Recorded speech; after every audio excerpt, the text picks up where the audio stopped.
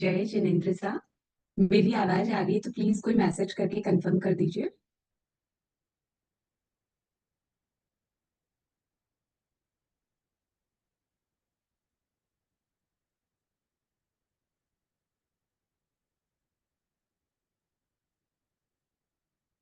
मेरी आवाज बराबर आ रही है आप लोगों को? जी मैम, आप कंटिन्यू कीजिए। ठीक है।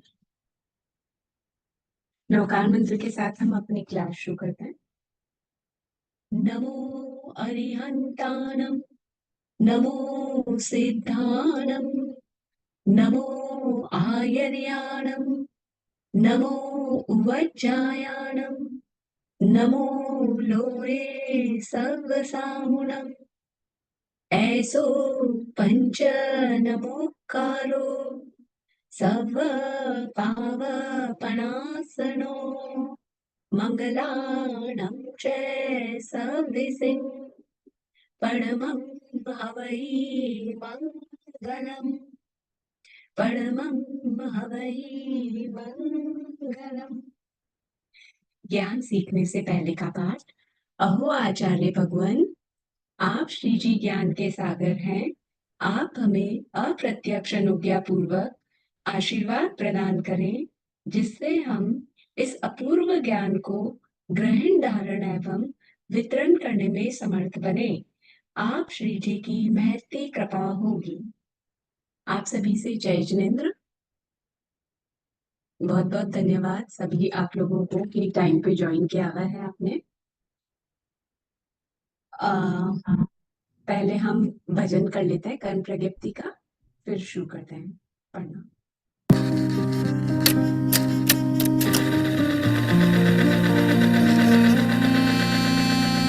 कर्म तत्व की अनुप्रेक्षा से आत्मबोध विकसाए, हम भेद ज्ञान प्रगटाए, हम भेद ज्ञान प्रगटाए।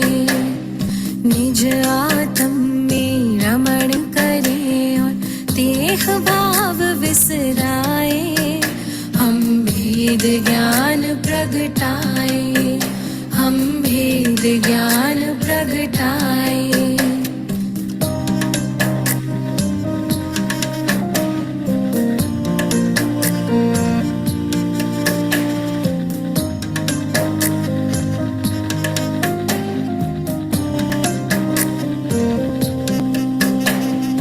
कर्म भिन्न है चेतन, क्षीर नीर की भांति।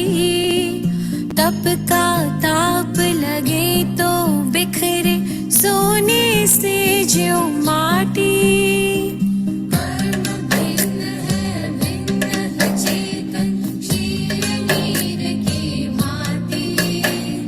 तप का ताप लगे तो बिखरे सोने से ज्यों माटी।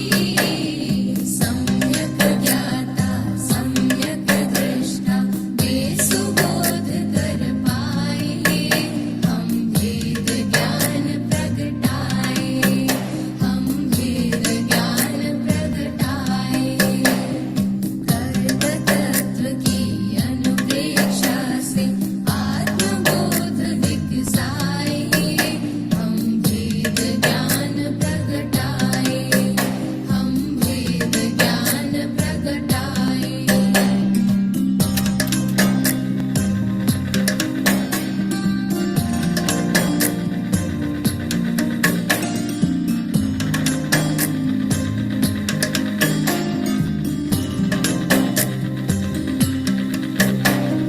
पुण्य भी पत्कल पाप भी पत्कल, कर्म भेद ये सारे।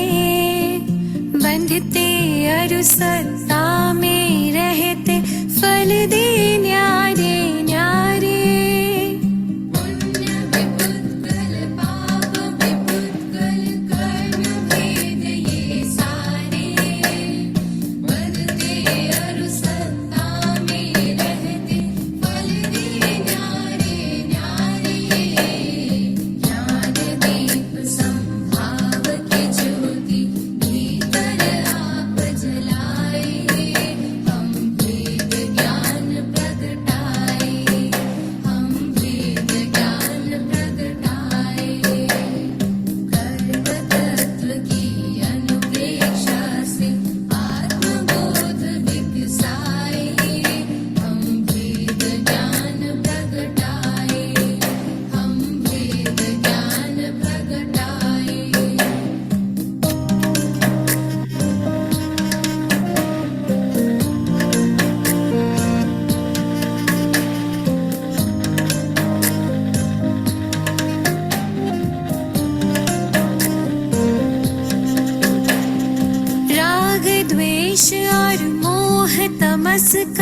आत्मदेव पर डेरा।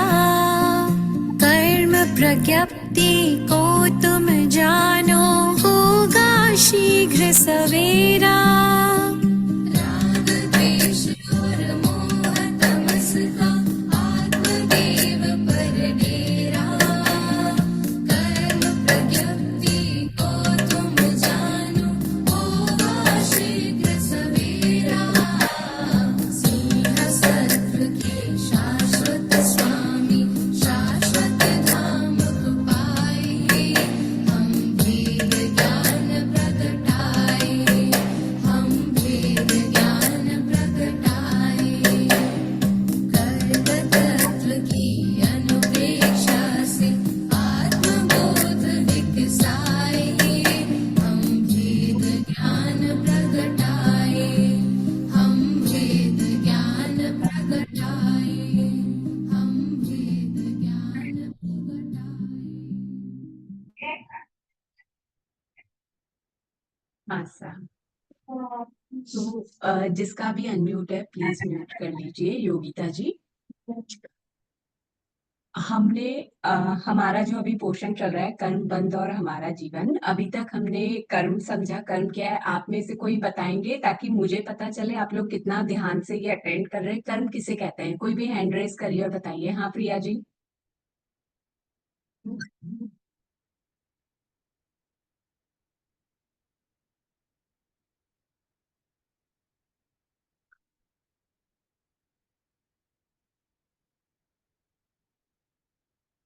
आप अनम्यूट नहीं कर पा रहे हैं भैया, प्लीज अनम्यूट कर दीजिए प्रिया जी को। सही है। 500 में 5 कमन।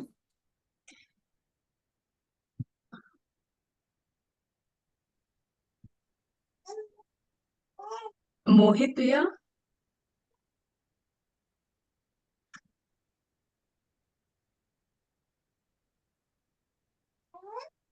और कोई? आप लोग देखिए आप अनम्यूट कर पा रहे हैं तो जो भी जवाब देना चाहते हैं प्लीज बताइए। कर्म किसे कहते हैं?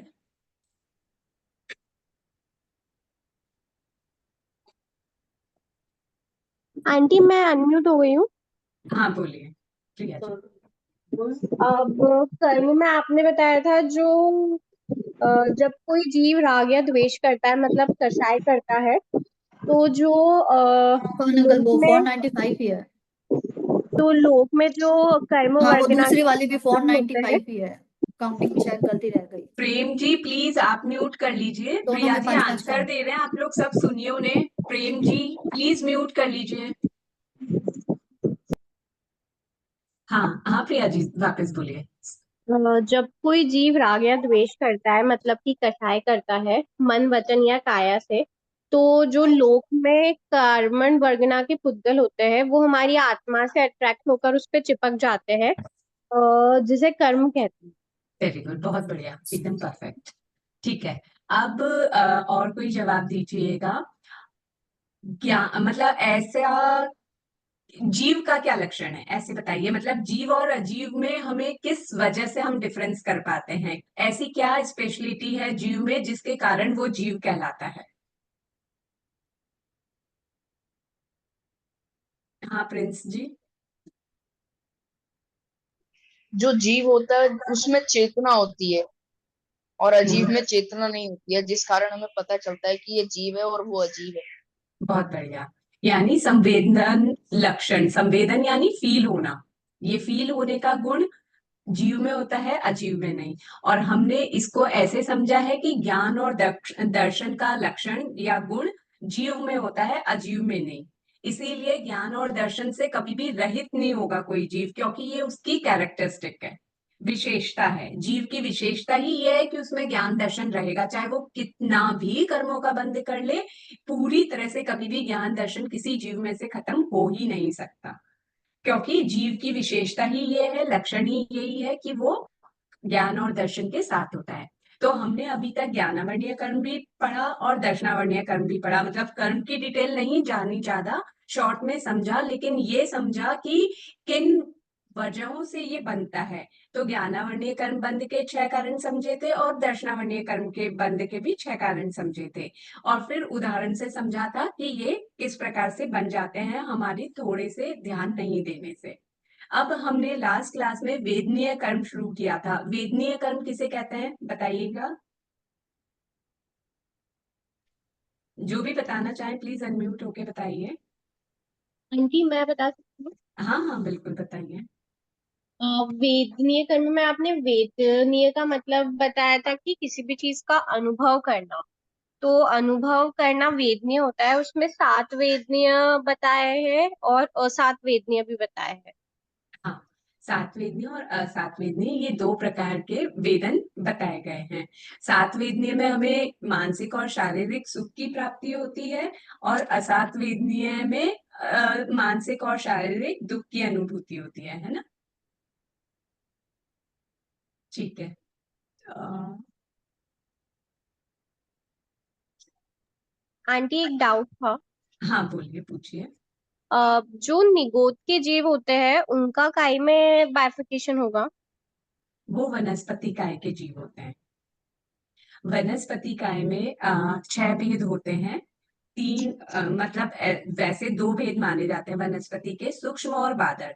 सूक्ष्म में वाले जीव तो हमें दिखते ही नहीं है, कोई से भी सूक्ष्म जीव है उनको हम देख नहीं सकते, कोई उनको काट नहीं सकता, मार नहीं सकता, जला नहीं सकता। बादर जीव एक या अनेक इकट्ठे होंगे तो हम अपनी आंखों से देख सकते हैं। तो बादर में भी वनस्पति काय में 2 भेद है, एक है साधारण और एक है प्रत्येक। साधारण बादर वनस्पति काय जैसे आलू वगैरह है ना ये, हम्म। और प्रत्येक जिसमें एक में एक ही जीव हो वो प्रत्येक। जैसे आम में एक ही गुठली है, एक ही जीव है गुठली में, है ना। तो प्रत्येक और बादर ये हुए 2 भेद।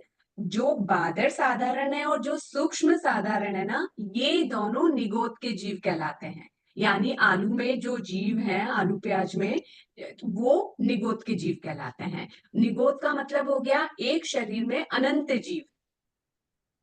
एक शरीर में अनंत जीव जो होते हैं वो निगोद के जीव कहलाते हैं। और कुछ इसके बारे में और डिटेल जाननी है कि नहीं ना। आंटी जो काई बारिश के मौसम में जो काई जम जाती है उसका हाँ बाइफिकेशन? वो भी इसी में ही आएगी।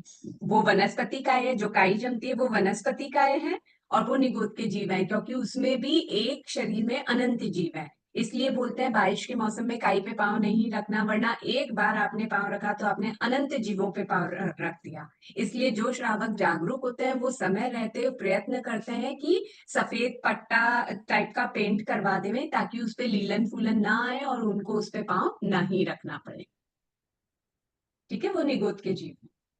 तो आंटी जैसे एक सिद्ध परमात्मा जब बनते हैं तो निगोद का सिर्फ जो एक ही जीव होता है वो छुटकारा पाता है या उसमें जितने भी रहते हैं एक साथ वो सब?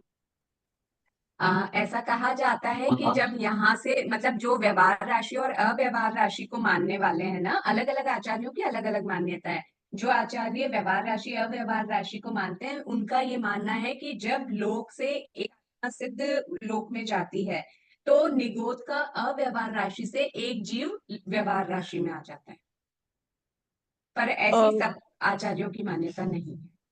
व्यवहार राशि और व्यवहार राशि समझ नहीं आया। व्यवहार राशि यानी जहां पर लेन देन होता है उसको व्यवहार, अपन व्यवहार रखते हैं ना, अपन बोलते हैं इनसे मेरा व्यवहार है यानी उनसे मेरा लेन देन है, बातचीत करती हूँ मैं, उनके साथ मेरा संबंध है।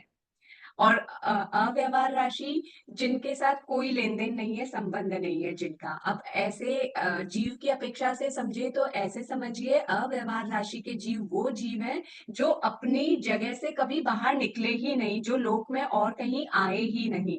यानी वो वनस्पति काय में ही हमेशा रहे हुए हैं, अनंत समय से वहीं पे हैं और अभी भी वहीं जन्म मरण कर रहे हैं। वो कभी वहां से एक इंद्रिय से बाहर निकल के बेंद्रिय तेंद्रिय चौरेंद्रिय पंचेंद्रिय नहीं बने।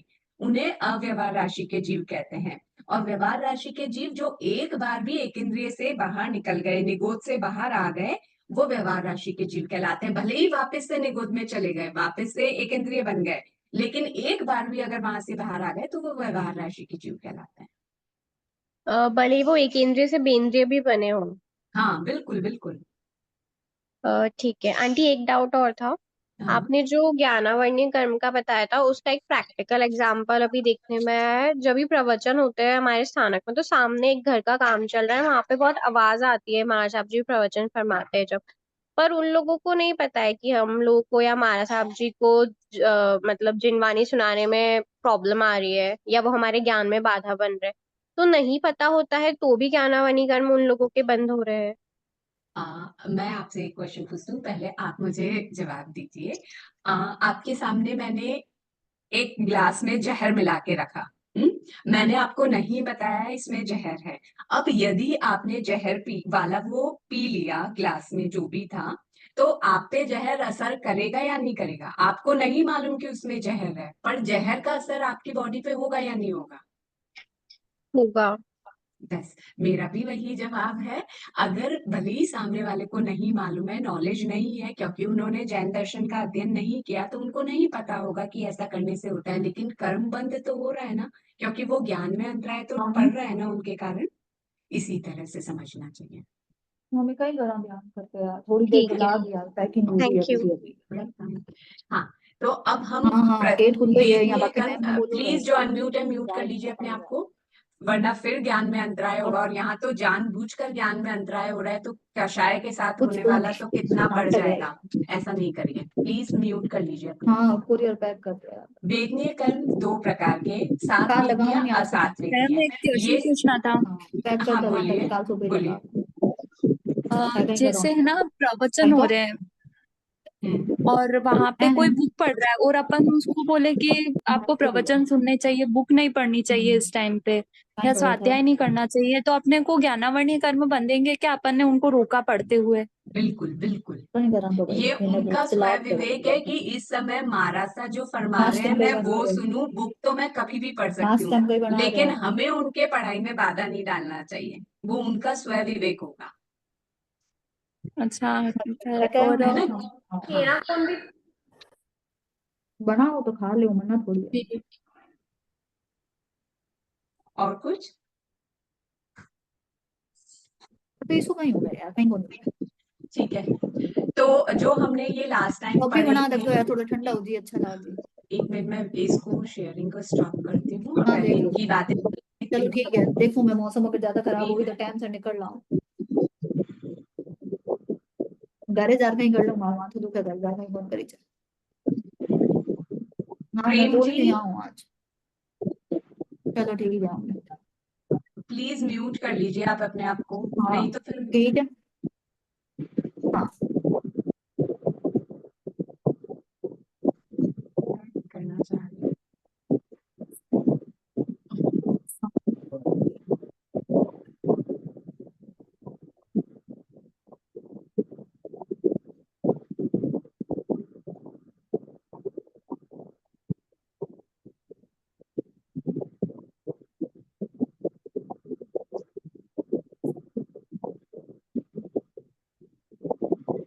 ये हम कर चुके हैं क्या? दूसरों की थीसिस कॉपी करना किसके अंतर्गत आएगा? कौन सा कर्म का बंद होगा? बताइए, आप में से कौन जवाब देगा इन क्वेश्चंस के? मैम दूसरों की मैम थीसिस कॉपी करना, हाँ। मैम थीसिस का मतलब क्या होता है? ज्ञानवर्णीय कर्म में आता है। थीसिस यानी शोध, जो उन्होंने अपने नोट्स लिखे हैं उसकी कॉपी कर रहे हैं, नकल कर रहे हैं। ज्ञानवर्णीय कर्म में ही आता है। Very good. गुरु की नकल करना, नकल यहाँ करना गुरु है की नकल ज्ञानवर्णीय करना कर्म। यानी उनकी हंसी उड़ाते हुए उनके जैसे रिएक्ट करना, वो कैसे करते हैं? दोनों नकल ही ज्ञानवर्णीय कर्म। आंटी ज्ञानावण्य अशात्मा में आएंगे। हाँ, क्योंकि उनकी हंसी उड़ा रहे हैं ना, इसलिए। पर एक से ज्यादा लॉजिक भी लग सकते हैं, हम उनका अबहुमान कर रहे हैं। दूसरों को क्रेडिट न देना, कोई काम किसी और ने किया और उसका क्रेडिट मैं ले लूं, मैंने किया है तो। ए आंटी एक सेकेंड। हाँ, आप भी को होस्ट हो ना, तो आप भी म्यूट कर सकते हो, आवाज बहुत आ रहा है। हाँ,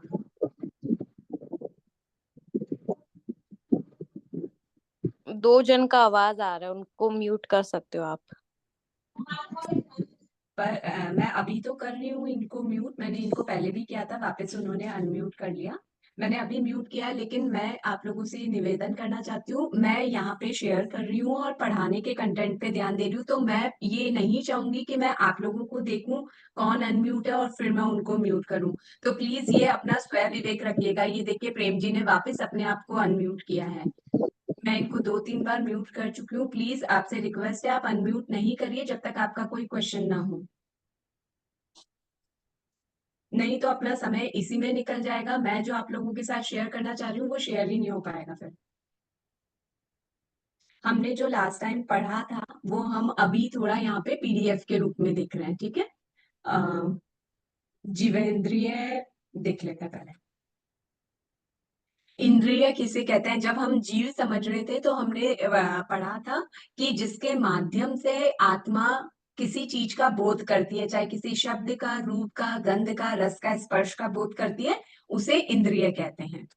इंद्रिय में हमने सबसे पहले पढ़ा श्रोतेंद्रिय, जिससे शब्द का बोध होता है आत्मा को। चक्षुरेंद्रिय, जिससे रूप का, रंग का बोध होता है। घ्राणेंद्रिय, जिससे स्मेल का बोध होता है, यानी गंध का बोध होता है। जिह्वेंद्रिय को रसनेंद्रिय भी कहते हैं, कहीं कहीं पे जिह्वेंद्रिय शब्द यूज किया गया है, कहीं रसनेंद्रिय, तो आप दोनों ही कह सकते हैं। जिससे रस का बोध होता है, तीखा, कड़वा, कषैला, खट्टा, मीठा ना ये। स्पर्श इंद्रिय, जिससे स्पर्श का बोध होता है। कोई चीज कर्कश है, मृदु है, शीत है, उष्ण है, लघु है, गुरु है, ये सारे स्पर्श का बोध हमें स्किन से होता है, तो स्पर्श इंद्रिय कहलाती है। एक इंद्रिय जीव स्थावर होते हैं, उन्हें सिर्फ स्पर्श का बोध कर सकते हैं वो, उनके पास बाकी की इंद्रियां नहीं होती। ये हम लास्ट टाइम पढ़ चुके हैं, ये एक रिकैप है फास्ट। इच्छा पूर्वक हलन चलन नहीं कर सकते स्थावर जीव, और ये 5 प्रकार के होते हैं। पृथ्वीकायिक जीव, जिन जीवों का शरीर ही पृथ्वी के रूप है। अपकायिक जीव, जिन जीवों का शरीर पानी रूप है, पानी, ओस, धूमर, कुआं, वर्षा, समुद्र आदि का पानी। तेजस्कायिक जीव, जिन जीवों का शरीर अग्नि रूप है, जैसे जलता हुआ कोयला, चूल्हे की अग्नि, सौर ऊर्जा यानी सोलार एनर्जी जो होती है, उससे उत्पन्न बिजली, आकाश की बिजली, प्रयोग में आने वाली बिजली, ये सब। वायुकायिक जीव, हवा ही जिन जीवों का शरीर है, पूर्व दिशा से आने वाली, पश्चिम दिशा से आने वाली, अधो दिशा से आने वाली, उधर दिशा से आने वाली कोई सी भी वायु है, वायुकाय के जीव कहलाएंगे वो। वनस्पति का एक जीव, वनस्पति ही जिन जीवों का शरीर है, ये बहुत वाइड है, मतलब बहुत सारे टाइप की वनस्पतियां होती है, चाहे वो वृक्ष यानी पेड़ हो, चाहे बेल हो, फूल हो, फल हो, सब्जी हो, गेहूं हो, धान हो, ये सब वनस्पति का ही कहलाती है। अब उसके बाद ये हमने स्थावर के बारे में पढ़ा था। फिर हमने विकलेंद्रिय समझा था। विकलेंद्रिय यानी जिनमें पूरी इंद्रियां नहीं है। पूरी इंद्रियां कितनी होती है? इंद्रियां 5 बताई गई है, तो जिनमें भी 5 से कम इंद्रियां हैं वो विकलेंद्रिय कहलाते हैं। स्थावर का हमने क्योंकि अलग से वर्णन पढ़ लिया है, इसलिए अब बाकी की जो 3 है उनको विकलेंद्रिय के नाम से जानकर उनको पढ़ रहे हैं। तो उसमें है द्विंद्रिय। द्विंद्रिय में कौन सी 2 इंद्रियां होंगी? एक स्पर्श और एक जिवेंद्रिय, जिसके उदाहरण शंख, सीप, लट, अलसिया। तेंद्रिय, जिनमें स्किन भी है, मुंह भी है और साथ में नाक भी है, तो जैसे जू, लीक, चींटी, खटमल, ये फिर है चतुरेंद्रिय। चतुरेंद्रिय यानी जिनके पास स्पर्श है, मुंह है, नाक है और आंख है, तो जैसे मक्खी, मच्छर, बिच्छू, भंवरा, ये सब क्योंकि ये अपनी इच्छा से हलन चलन कर सकते हैं, तो इन्हें हम त्रस जीव कहते हैं। स्थावर अपनी इच्छा से हलन चलन नहीं कर सकते, वो स्थावर हमने 5 बताए, यानी एक इंद्रिय जीव। लेकिन उसके अलावा जितने भी जीव हैं एक इंद्रिय जीवों के अलावा, वो सब त्रस जीव हैं, वो अपनी इच्छा से हलन चलन कर सकते हैं। पंचेंद्रिय जीव, जिनके पास 5 इंद्रियां होती है, जैसे नैरिक यानी जो नरकावासों में रहते हैं उनको नैरिक कहते हैं। देवता, जो देवलोक में रहते हैं। मनुष्य, जो हम हैं तिर्यक लोक में रहते हैं।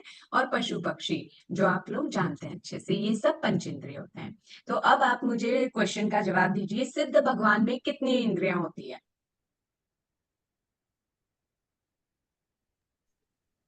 सिद्ध भगवान में 5 इंद्रियां होती है। Very good. और कोई अपना जवाब देना चाहेगा? 0 आपकी आवाज क्लियर नहीं आई आस्था जी, मुझे नहीं समझ में आ रहा आप क्या कहना चाह रहे हैं।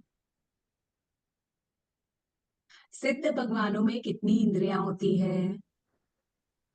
आंटी सिद्ध परमात्मा तो सिद्ध बुद्ध मुक्त हो चुके हैं, तो उनका तो कोई शरीर है ही नहीं, और इंद्रियां तो शरीर में होती है। वेरी गुड, बहुत बढ़िया, पूर्ण जवाब। सिद्ध भगवान अशरीरी है, उनके पास शरीर नहीं होता, और इंद्रियां शरीर में होती है। जो आत्म बोध करती है ना, वो इन शरीर के माध्यम से करती है ना। अभी मैंने त्वचा बोला, त्वचा शरीर के बिना तो त्वचा किसी के भी नहीं होगी ना, नाक नहीं होगी, आंखें नहीं होगी, कान नहीं होगे। सिद्ध भगवान के पास जब शरीर ही नहीं है तो उनके पास कोई इंद्रियां नहीं होती, तो वो अनिंद्रिय कहलाते हैं। ठीक है, उनके पास कोई इंद्रियां नहीं होती। नेक्स्ट क्वेश्चन, किसी मनुष्य को सुनाई नहीं दे, समझो पंचेंद्रिय, आप और मैं पंचेंद्रिय मनुष्य हैं, अगर हम में से किसी को सुनाई नहीं देगा तो क्या हम उसे चतुरिंद्रिय कह सकते हैं? हाँ। नहीं। हाँ या नहीं? हाँ, कह नहीं। सकते हैं। हाँ, कह नहीं सकते हैं। क्योंकि वो इंद्रिय है तो सही, वो नहीं काम नहीं बोलिए। कर रही है पर है। कह इसीलिए सकते हम पंचेंद्रिय ही कहेंगे, हम उन्हें चतुरिंद्रिय नहीं कह सकते। चाहे उसको बिल्कुल भी सुनाई नहीं देता, चाहे जन्म से नहीं सुनाई देता, लेकिन उसके पास कान है ना, उसके पास भाव इंद्रियां है ना, तो हम उसे चतुरिंद्रिय नहीं कह सकते, वो पंचेंद्रिय ही है। पंचेंद्रियों के उदाहरण में अभी हमने देखा, नैरेक, देवता, मनुष्य, पशु, पक्षी, ये सब पंचेंद्रिय हैं। चाहे इनको सुनाई दे, चाहे दिखाई दे, चाहे स्मेल आए, नाक बंद हो, कुछ भी हो, वो पंचेंद्रिय ही कहलाएंगे। ठीक है, लास्ट क्वेश्चन, तिर्यंच जीव कौन कौन से हैं? कौन कौन से का मतलब, जो अभी हमने ये पढ़ा ना, एक इंद्रिय, बेंद्रिय, तेंद्रिय, चौरेंद्रिय, पंचेंद्रिय, इनमें से तिर्यंच जीव क्या होता है? आंटी पांचों तिर्यंच हो सकते हैं। ठीक है, ठीक। वेरी गुड, सिर्फ एक तिर्यंच गति ही ऐसी है जल्दी से जिसमें क्या है? पांचों टाइप के जीव मिल जाएंगे। एक इंद्रिय भी, अब मैं द्विंद्रिय 4 भी, बजे तेंद्रिय भी, चतुरिंद्रिय 15 भी और मिनट में पंचेंद्रिय भी। भाई सब्जी लेके आनी है, जबकि एक वही नैरिक, देवता और मनुष्य, इन तीनों में सिर्फ पंचेंद्रिय जीव ही होते हैं। ये स्पेशल क्वेश्चन है, ध्यान रखिएगा। अगर आपसे पूछा जाए कौन सी जाति, कौन सी गति में पांचों टाइप के जीव मिलते हैं, पांचों इंद्रियों वाले जीव मिलते हैं, यानी एक इंद्रिय भी, बेंद्रिय भी, तेंद्रिय भी, चतुरिंद्रिय भी, पंचेंद्रिय भी, तो आंसर क्या होगा? सिर्फ तिर्यंच गति ही एक ऐसी गति है जिसमें ये पांचों प्रकार के जीव मिलते हैं। ठीक है, तो ये हमारा अभी तक का रिवीजन हुआ जो हमने किया था। अब हम वापस अपने उस पे आ जाते हैं, पीडीएफ पे। मैम, ये जो हाँ। निगोद के जीव होते हैं, हाँ, ये केवल जमीकंद के जो होते हैं उसी में होते हैं, या और भी हो सकते हैं? और भी हो सकते हैं। अभी कंचन आंटी की क्लासेस होती हैं, उनमें उन्होंने बताया था कि जरूरी नहीं है कि सिर्फ जो जमीन के नीचे है वो सब अनंतकाई की हो, यानी निगोद के जीव हो, ऐसा जरूरी नहीं है। जमीन के नीचे होने वाली वनस्पति में भी एक जीव भी हो सकते हैं, अनेक जीव भी हो सकते हैं, और ऊपर होने वाली में भी एक जीव भी होते हैं, अनेक जीव भी होते हैं। ऐसा प्रज्ञापना सूत्र में वर्णन आया है। तो एग्जाम्पल फॉर कैसे जीव हो सकते हैं जिनमें निगोद हो सकता है? उसमें कुछ ऐसा वर्णन है कि जिसको काटने पर गोलाकार आए, मतलब अनइवन ना आए, सम सरफेस ना आए, गोलाकार आए, उसमें अनंतकायिक जीव माने जाते हैं। क्योंकि जब अनंतकायिक जीवों के परिभाषा देते हैं ना, तो हम ऐसे बोलते हैं कि सुई के नोक बराबर एरिया में असंख्य गोले हैं। असंख्य गोलों में असंख्य, एक एक गोले में असंख्य प्रतर हैं, और एक एक प्रतर में अनंत जीव हैं। तो वो जो गोले वाली बात कही गई है ना, वो बताती है कि ये निगोद के जीव हैं। जी। बहुत ज्यादा अपना नहीं इतना लगेगा छद्मस्तों का, पर मतलब मुझे ज्यादा ज्ञान नहीं है, पर ये अभी उनसे सुना था, इससे मुझे भी क्लियर हुआ थोड़ा। मैम पेड़ में भी तो निगोद जीव हो सकते हैं। हाँ, जैसे जब अंकुर फूट रहा है ना, उस समय अनंत कायिक होता है। फिर बनने के बाद कोई अनंत कायिक रहता है, कोई में एक जीव रहते हैं, कोई में दो जीव। मतलब जैसे एक पेड़ का एक तना है, तो वो पूरा तना एक ही जीव हो ऐसा जरूरी नहीं है। हो सकता है पूरा स्टेम जो है, तना जो है, वो एक ही जीव भी हो सकता है, या बहुत सारे जीवों का शरीर मिलकर बना हो, ऐसा भी हो सकता है। तो वनस्पति के बारे में मेरे को ज्यादा नॉलेज नहीं है, मैं नहीं क्लियर कर पाऊंगी आप लोगों के डाउट्स। मेरे को खुद को बहुत सारे डाउट्स हैं उसमें। आप कभी मानसा का सानिध्य बैठे तो उनसे क्लियर करिएगा ये चीज। ठीक है, अब हम अपने सब्जेक्ट पे वापस आ जाते हैं। वेदनीय कर्म बंध के 22 कारण हैं। अब वो 22 कारण कैसे हैं? 7 वेदनीय कर्म के 10 हैं और असात वेदनीय कर्म के 12 हैं। कुल मिला के 22 कारण हैं। तो यहाँ पे जो वोकेबलरी अभी हम यूज करेंगे, जो शब्द हम यूज करेंगे, इसका मीनिंग भी हमने लास्ट क्लास में समझा था, फिर भी मैं एक बार रिपीट कर देती हूँ। प्राण मतलब क्या?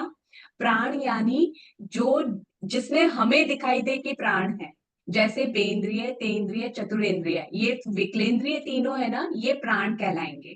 ये मैंने याद करने के हिसाब से बोला है कि जिसमें हमें दिखाई दे प्राण है, ये ताकि आप लोगों को ध्यान पड़ जाए कि प्राण बोले तो विकलेंद्रिय बोलना है। भूत बोले तो क्या बताया था मैंने? भूत किसे कहते हैं? वनस्पति काय के जीवों। वनस्पति काय के जीवों को। बहुत बढ़िया। जीव किसे कहते हैं? पंचेंद्रिय जीवों को। चंद्र को और सत्व किसे कहते हैं? शेष 4 पृथ्वी का स्थावर जीवों को। पृथ्वी कायिक, अपकायिक, तेजस कायिक, तेजस कायिक और वायु कायिक। हाँ, वनस्पति कायिक नहीं बोलना है, पृथ्वी कायिक, अपकायिक, तेजस कायिक और वायु कायिक। हाँ, है ना? ठीक है। अब ये हमने प्राणभूत जीव सत्व का मतलब समझा। अभी हम ये बोल रहे हैं यदि मैं इन पर अनुकंपा रखूंगी तो मेरे 7 वेदनीय कर्म का बंध होगा, अन्यथा नहीं। जैसे समझिए, आप मुझे बताइए, अगर मैंने पानी पिया, पानी पीते समय मैं ये सोचूं कि मैं पानी छान कर इसलिए पीऊं कि मेरे मुंह में बेंद्रिय आदि जीव ना चले जाए, मतलब उनकी रक्षा का भाव नहीं है, पर मैं बीमार ना पड़ जाऊं इसलिए मैं पानी छान कर पी रही हूं, तो क्या मेरे 7 वेदनीय कर्म का बंध होगा? नहीं। 7 वेदनीय कर्म का बंध कब होगा? जब मेरे को उन विकलेंद्रिय जीवों पर दया आएगी कि पानी में बेंद्रिय जीव, तेंद्रिय, चतुरेंद्रिय जीव, कोई भी जीव हो सकता है, मैं पानी छान करके पीऊं ताकि उन जीवों की रक्षा हो जाए। यदि मैं ये सोचकर पानी छान कर पी रही हूं तो मेरे 7 वेदनीय कर्म का बंध होगा। क्यों? क्योंकि मेरी उनके ऊपर दया है, अनुकंपा है। मैं अपनी हेल्थ के लिए छान करके पी रही हूँ कि मैं बीमार ना पड़ूं इसलिए छान करके पी लूं, तो 7 वेदनीय कर्म का उससे तरीके से बंध नहीं होता उस समय। फिर भूत अनुकंपा यानी वनस्पति पे अनुकंपा रखें। जैसे अभी कहा कि काई जो जम जाती है तो उस पे पांव नहीं रखना। क्यों नहीं रखना? मैं फिसल जाऊंगी अगर मैं ये सोच के पांव नहीं रख रही हूँ तो मेरे कोई 7 वेदनीय कर्म का बंध नहीं होगा। लेकिन मैं ये सोच के रख रही हूँ कि ये अनंत कायिक है, मैंने अगर इन पे पांव रखा तो मैं एक साथ कितने जीवों की हिंसा कर दूंगी, ये सोच के अगर मैं उस पे पांव नहीं रख रही हूँ वनस्पति पे, तो ये भूत अनुकंपा है, इससे 7 वेदनीय कर्म का बंध होगा। जीव अनुकंपा पंचेंद्रिय जीव पे, जैसे अपने घर पे नौकरानी आए, कोई मेड वेड आए काम करती है, तो टाइम पे उसको खाना खाने दे। ये नहीं अपना काम पहले सलट जाए, थोड़ी देर बाद में खाना खा लेगी। अगर मैं ऐसा सोच रही हूँ तो मैं क्या कर रही हूँ, मैं असात वेदनीय का कर्म बंद कर लूंगी। लेकिन मैं काम छुड़ा के उसके टाइम पे, जब मैं खाना खा रही हूँ या उसका टाइम हो गया, उस समय उसको बोल रही हूँ आप पहले खाना खा लो, बाद में काम हो जाएगा, तो मैं क्या कर रही हूँ, मैं उस पर अनुकंपा रख रही हूँ, दया रख रही हूँ, तो 7 वेदनीय कर्म का बंध होगा।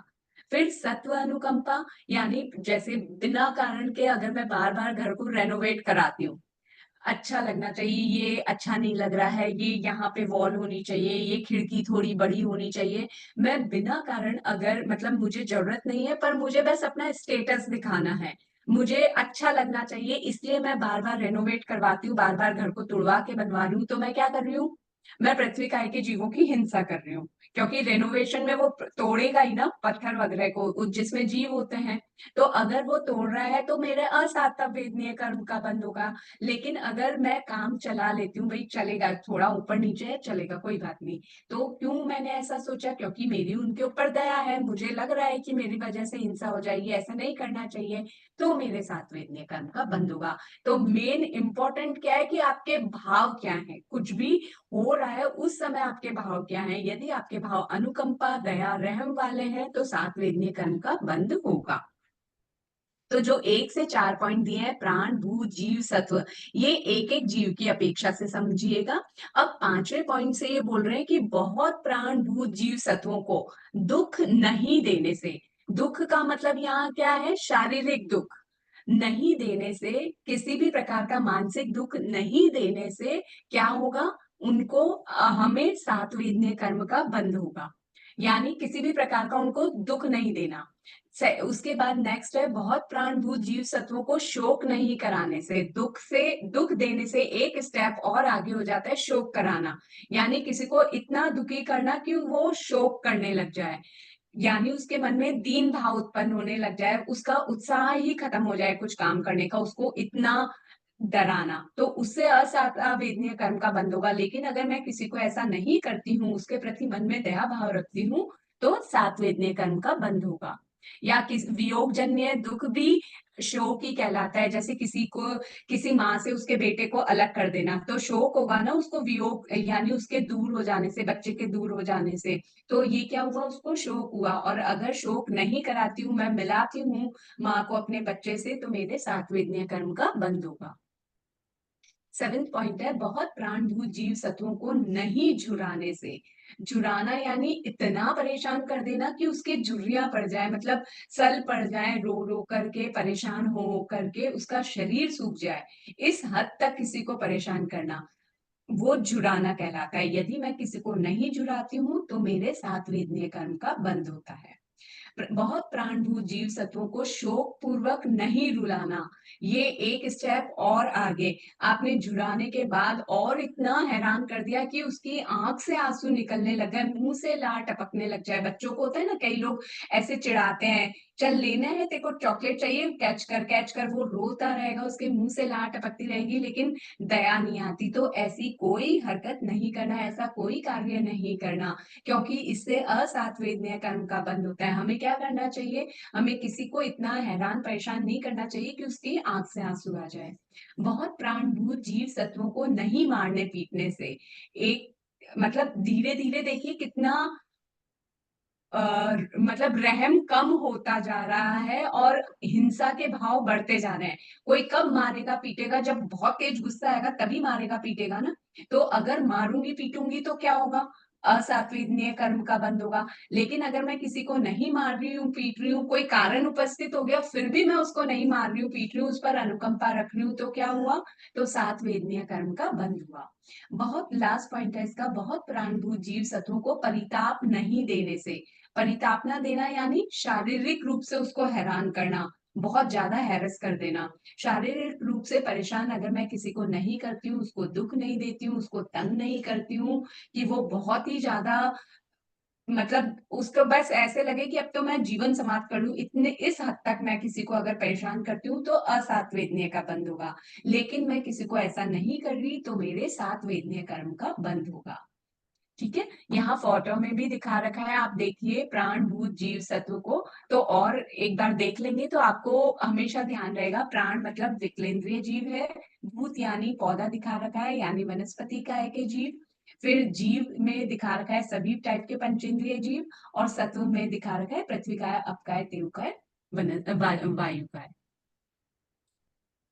अब है असात, ये जो अभी हमने 10 कारण समझे ये थे सातवेदनीय, यानी प्राण पर अनुकंपा, भूत पर अनुकंपा, जीव पर अनुकंपा, सत्व पर अनुकंपा। बहुत प्राणभूत जीव सत्व पर दुख नहीं, उनको दुख नहीं देने से, शोक नहीं कराने से, नहीं झुराने से, नहीं रुलाने से, नहीं मारने पीटने से, और परितापना नहीं देने से।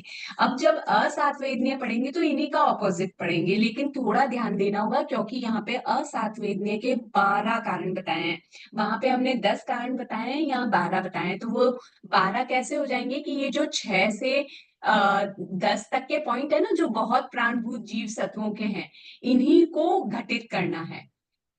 तो देखिए, पहले है दूसरे को दुख पहुंचाने से, यानी एक जीव के बारे में बोल रहे हैं, यदि एक जीव को दुख पहुंचाए, एक जीव को शोक करवाएं, एक जीव को झुराएं, इसीलिए दूसरे शब्द यूज कर रखा है। यानी एक जीव के बारे में ये 6 पॉइंट बोल रहे हैं, दूसरों को दुख पहुंचाने से, दूसरों को शोक कराने से, दूसरों को झुराने से, दूसरों को शोक पूर्वक रुलाने से, दूसरों को मारने पीटने से, और दूसरों को परितापना देने से।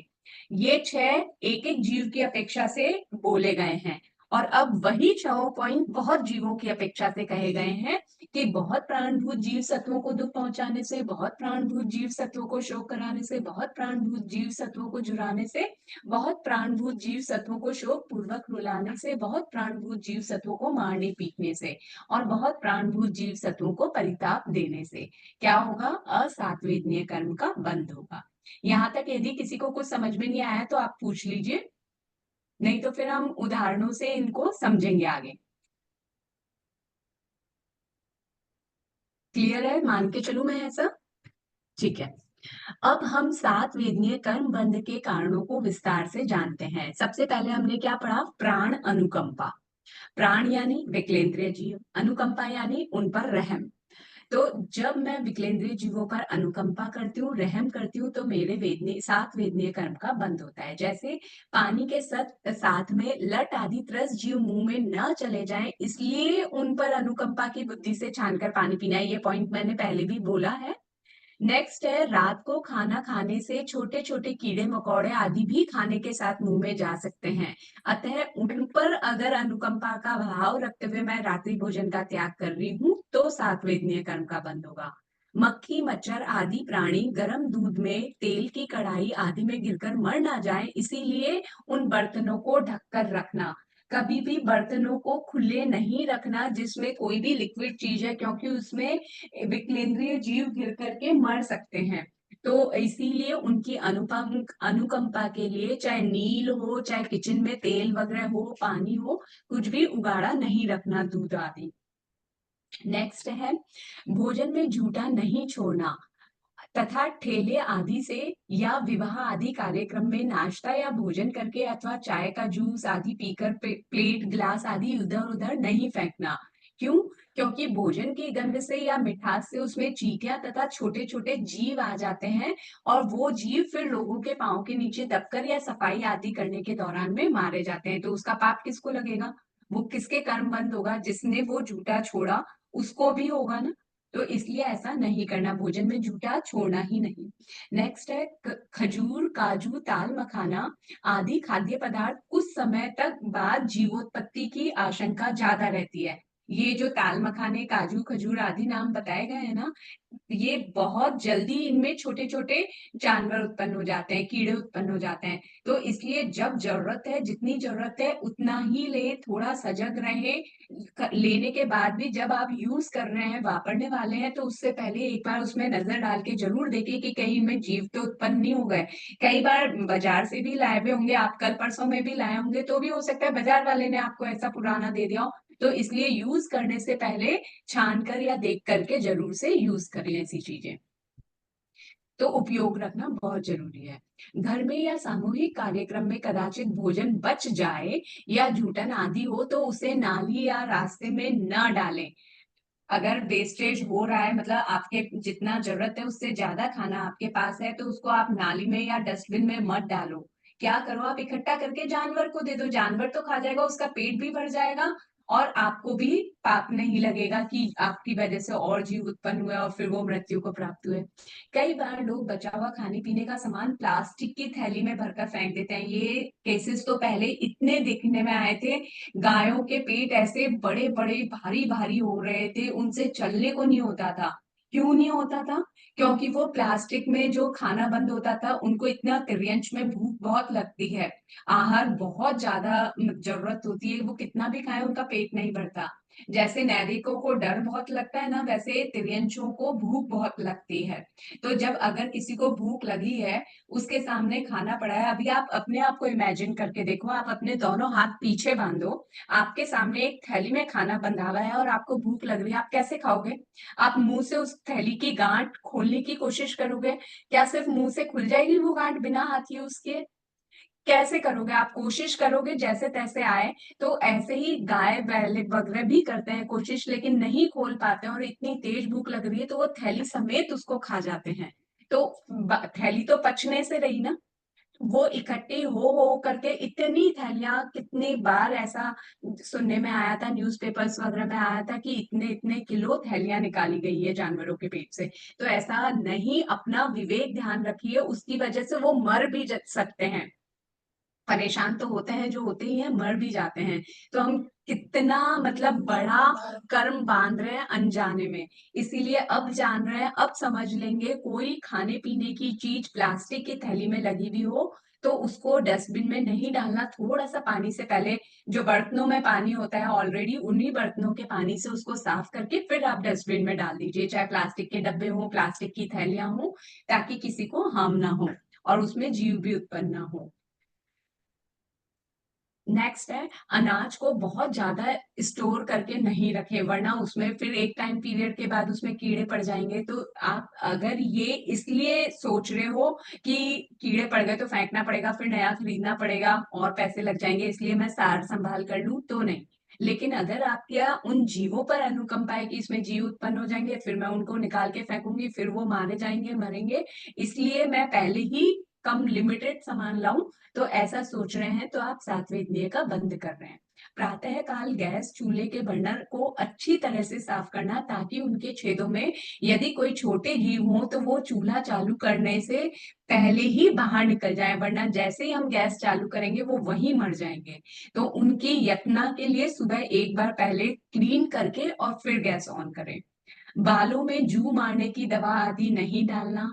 आप पहले ही साफ सूखा रखो ना बालों को, तो उसमें जीव उत्पन्न ही नहीं होंगे, जू लीखें आदि उत्पन्न नहीं होगी, क्योंकि उत्पन्न हुई तो फिर आपको कुछ ऐसी दवाइयां यूज करनी पड़ेगी जिससे वो निकल निकल के गिरे या मरे। तो ऐसा पहले से ही सजग रहिए कि ऐसी कंडीशन ही ना आए कि ऐसी कोई चीज यूज करनी पड़े। नेक्स्ट पॉइंट भी उसी से रिलेटेड है, घर में मच्छर, कॉकरोच, चींटी आदि जीवों की उत्पत्ति न हो, इस हेतु पहले से सावधानी एवं विवेक रखना चाहिए। कब होते हैं ये सब इकट्ठे? पानी इकट्ठा हुआ हो या किचन में गंदगी हो तो कॉकरोच, चींटी आदि ज्यादा उत्पन्न होता है। लेकिन अगर आप साफ सफाई रखेंगे ना तो ये नहीं उत्पन्न होंगे फिर, क्योंकि अगर आपने गंदगी रखी ये उत्पन्न हो जाएंगे। अब आप इनके साथ तो जी नहीं सकते, अपने घर में रह नहीं सकते, तो फिर आप क्या हिट, ऑल आउट, ये सब चीजें यूज करोगे तो कितना कर्म बंद करेंगे। तो पहले ही इन जीवों पर अनुकंपा, रहम के भाव रखते हुए घर को साफ सुथरा रखें, ताकि वहां पर जीव उत्पन्न ना हो। ये थे हमने अभी जो पढ़े वो विकलेंद्रिय से रिलेटेड पॉइंट्स। अब है भूत से रिलेटेड अनुकंपा, भूत अनुकंपा से रिलेटेड पॉइंट। भूत यानी वनस्पति, अनुकंपा यानी रहम। तो जिन कारणों से हम ऐसा करते हैं उन पर ध्यान दें, ताकि हमारे असात्वेदनीय कर्म ना बंधे, सात्वेदनीय कर्म ही बंधे। जैसे सचित वनस्पति का त्याग करना। छोटे छोटे से नियम अपना सकते हैं कि आज एक दिन के लिए मैं सचित वनस्पति यूज नहीं करूंगी। हरी सब्जी, फल आदि की मर्यादा करना। चलो मैं ऐसा त्याग नहीं कर सकती, मेरे को खाना ही पड़ेगा, अगर एक ही सब्जी बनी है तो मैं क्या करूंगी, तो मैं लिमिट तो कर सकती हूँ, मर्यादा तो कर सकती हूँ कि मैं इतनी ही सब्जी काम में लूंगी। अनंत कायिक वनस्पति को अभयदान देने के भाव से जमीकंद का त्याग करना। नेक्स्ट है शादी या अन्य कार्यक्रमों में फूलों का अनावश्यक आरंभ नहीं करना, फूलों से डेकोरेशन नहीं करवाना, गार्डन में कार्यक्रम करने से बचना। ये फूलों से डेकोरेशन तो पहले सचित फूलों से ज्यादा चलता था, आजकल तो अचित फूलों का ज्यादा हो गया फैशन। लेकिन गार्डन में कार्यक्रम आजकल बहुत ज्यादा बढ़ गए हैं। आप खुद देखोगे, आप जिसमें खा रहे हो या जो चीजें वहां पे बनी हुई है उसमें कितने मच्छर वच्छर गिरे हुए होते हैं। तो ऐसे में क्या हमें खाना चाहिए? क्या हमें ऐसे गार्डन में, ओपन में हुए हुए प्रोग्राम्स में जाकर के खाना पीना चाहिए? ये आप स्वयं विवेक से सोचें। बरसात के मौसम में खाद्य पदार्थों में लीलन फूलन न आए, इस हेतु विवेक रखना। आगरे का पेठा, अचार, मुरब्बा आदि का लंबे समय तक अगर सार संभाल न करी जाए तो भी उनमें फूलन आने की संभावना रहती है। तो भूत अनुकंपा बुद्धि से इन वस्तुओं की टाइम टू टाइम सार संभाल करते रहना चाहिए। स्वास्थ्य लाभ की दृष्टि से बगीचे में सैर करने के लिए जाने पर भी भूत अनुकंपा भाव रखना। आप ये सोचिए, आपको लगता है कि अगर आप हरी घास पर चलोगे तो आपकी आंखें तेज होगी, तो आप ये सोचिए आपने क्या किया। आपने सिर्फ एक जीव की यानी अपनी आई साइट, जो कि तेज होगी नहीं होगी पता नहीं, लेकिन उसके पीछे असंख्य जीवों को कुचल डाला। तो क्या किया आपने? एक भव की सिर्फ एक थोड़ी सी आंखों की आईसाइट तेज करने के चक्कर में कितने कितने कर्मों का बंद कर लिया। तो क्या ये सही लगता है ऐसा करना? नहीं, मुझे नहीं लगता आप लोगों को भी सही लगेगा। तो अगर फिर भी स्वास्थ्य लाभ की दृष्टि से कि भई मुझे डॉक्टर ने कहा है कि सुबह-सुबह गार्डन में घूमना चाहिए, तो जहाँ पर घास नहीं है आप उस जगह पर चल लो। बिना कारण के फल-फूल आदि को नहीं तोड़ो। तो इस तरह से आप बच जाओगे बहुत से कर्म बंध से।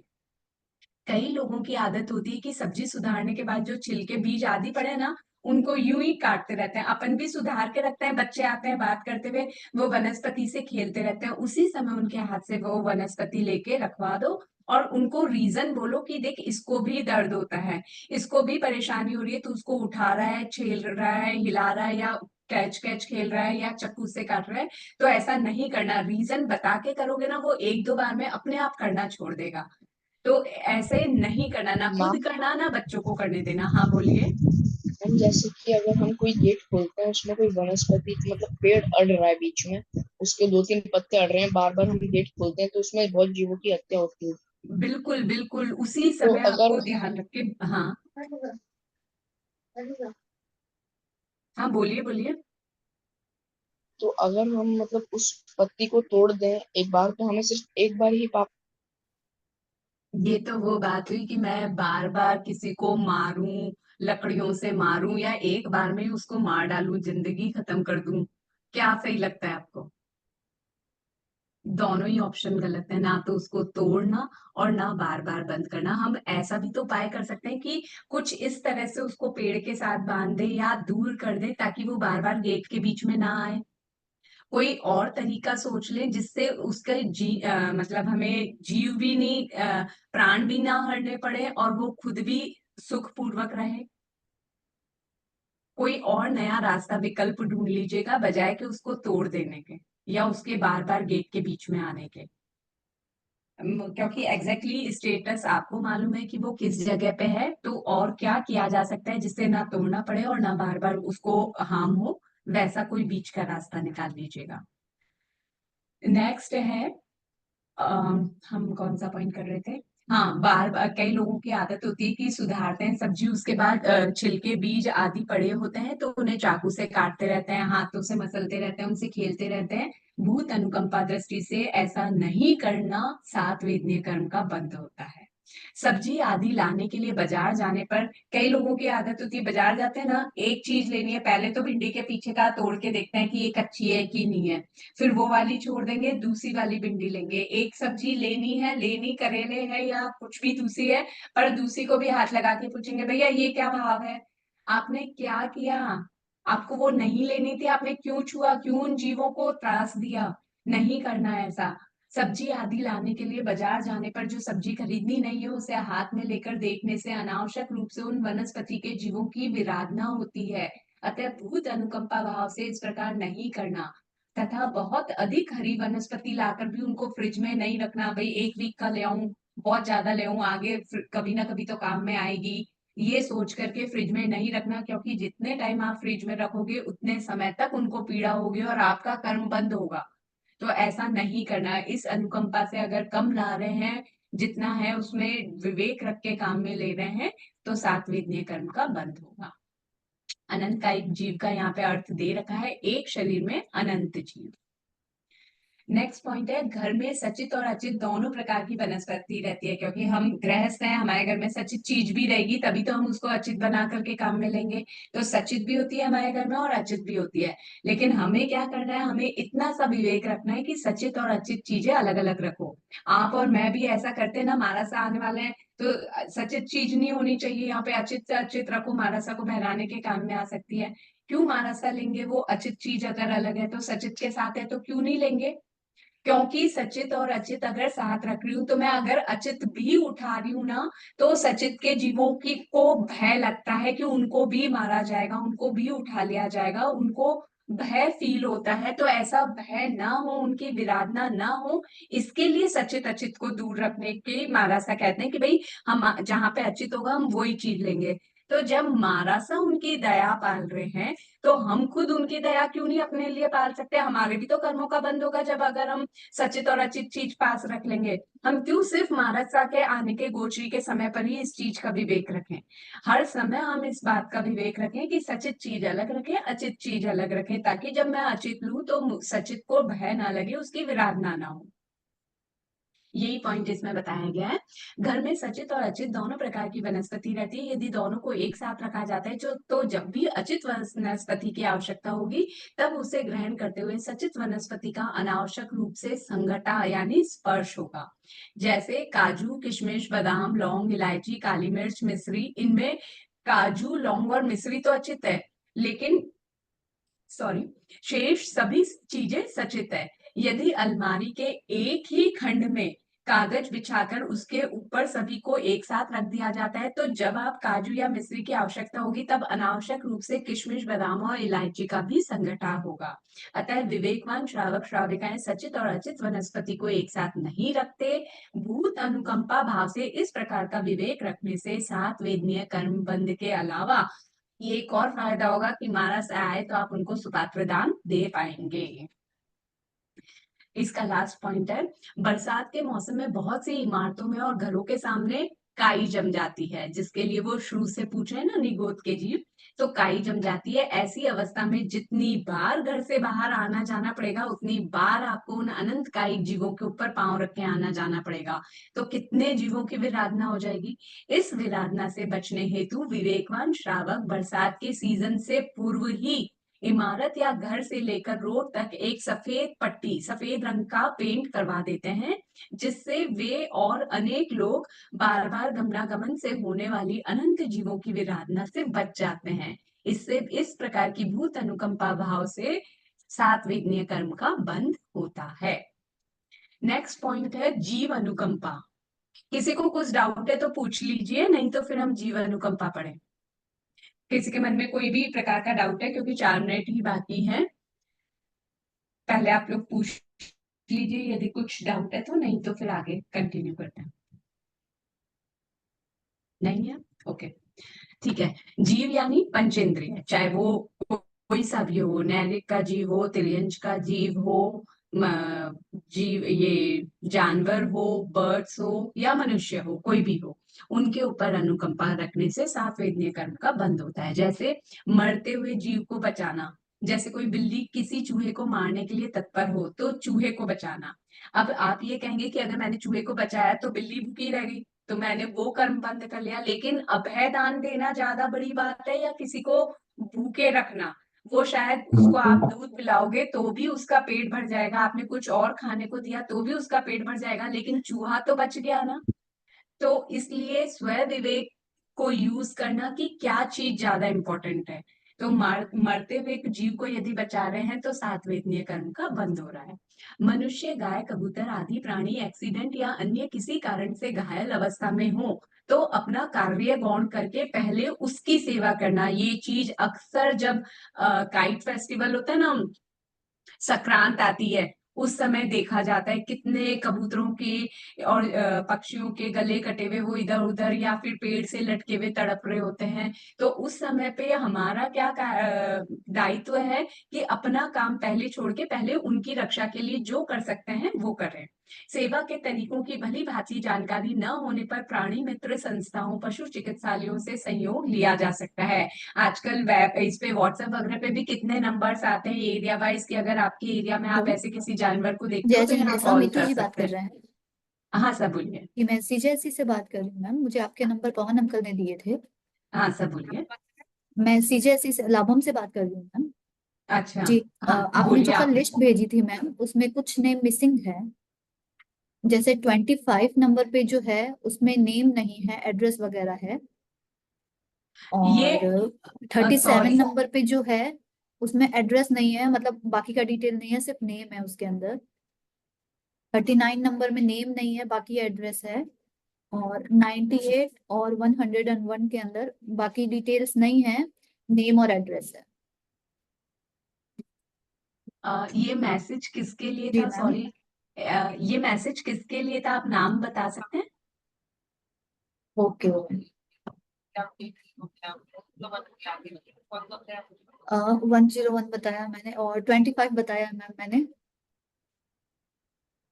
ठीक है, ये जिस किसी के भी नंबर हो आप लोग देख लीजिएगा, आप लोगों की क्या क्या चीजें कम है वो प्लीज जी सेंड कर दीजिएगा। 28 हाँ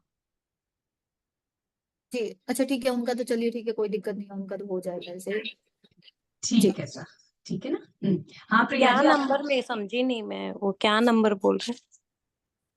इनको किसी ने तो लिस्ट भेजी होगी आप लोगों, आप जो जितने भी मेंबर्स हैं ना अपने ग्रुप में, अपने सीजे वाले ग्रुप में, और तो गया 8 उनकी सेकंड लिस्ट में भेजी होगी, 37 उनकी कुछ नंबर। इंफॉर्मेशन कम कम है, लेकिन है ना सर नाम से बताना जी पड़ेगा, यहाँ नंबर इन लोगों 39 को नहीं नंबर। पता है। लिसन, आप मेरी बात सुनिए, आप नंबर नहीं बता के नाम बता देंगे ना तो ये लोग जल्दी पिक कर पाएंगे कि किसके नाम में क्या इंफॉर्मेशन कम है। 52 नंबर।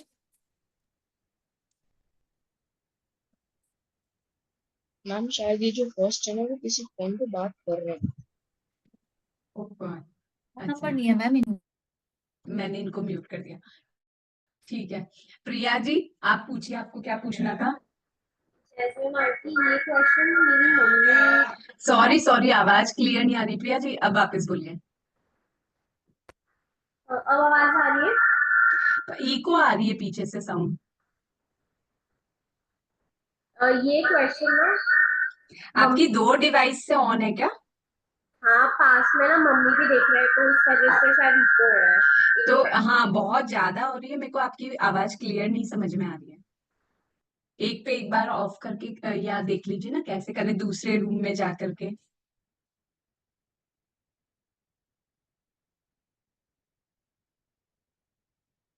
ठीक है, मैं एक क्वेश्चन आपसे अब फिर कभी पूछूंगी।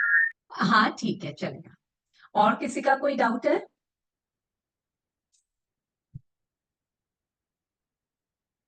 ठीक है, तो 4:31 हो गई है, एक इम्पोर्टेंट सूचना मुझे देनी थी। नेक्स्ट वीक आपकी क्लासेस शालू जी लेंगे, वो शायद थर्सडे से क्लास लेंगे, तो मंडे की क्लास आपकी कौन लेंगे या क्या होगा उसके बारे में आप लोग ग्रुप में एक बार देख लीजिएगा, ग्रुप में इंफॉर्मेशन डाल दी जाएगी। ठीक है, नेक्स्ट वीक मैं नहीं हूँ। थर्सडे की क्लास तो शालू जी की कंफर्म है, लेकिन मंडे की क्लास का क्या रहेगा वो आप लोग ग्रुप में चेक कर लीजिएगा। इसी मैम के साथ हाँ बोलिए। मैम जो भी हो मैम प्लीज आगे के रिकॉर्डिंग भिजवा दीजिएगा क्योंकि मैं मुख्याति शिविर में जा रहा हूँ। अच्छा आप मुझे ये बताइए, अभी तक की रिकॉर्डिंग्स मिली है या नहीं? कोई भी रिकॉर्डिंग नहीं आई है?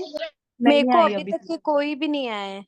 ठीक है, मैं आज बोलती हूँ उनको कि वो सारी रिकॉर्डिंग डाल देवे। ये रिकॉर्डिंग अभी तक 1 वीक तक ही वैलिड थी, उसके बाद वो अपने आप से खत्म हो रही थी। पर अभी कल मीटिंग हुई है, उसमें ये बात हुई है कि ये मीटिंग 15 दिन, ये जो भी रिकॉर्डिंग बना रहे हैं वो 15 दिन तक के लिए सेव की जाएगी। तो आप कोशिश कीजिएगा कि 15 दिन के अंदर अंदर देख लें, नहीं हाँ तो फिर ठीक है, बाद में अपने मेरे आप को से आज, ऑटो डिलीट हो जाएगी।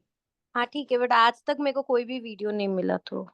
ठीक है, मैं बात कर लेती हूँ आगे कि अब आगे से जो भी है वीडियो वो हर वीक जब भी हो जाए क्लास उसके बाद डाल दिया जाए और 15 दिन तक सेव किया जाए। ठीक है, मैंने स्टार्टिंग से एक्चुअली अटेंड नहीं किया, ये मेरा फर्स्ट क्लास है, तो मेरे को पहले का अगर मिलता तो मैं भी कर लेती पढ़ाई। ठीक है, आपका नाम बता दीजिए साहब। उर्वशी।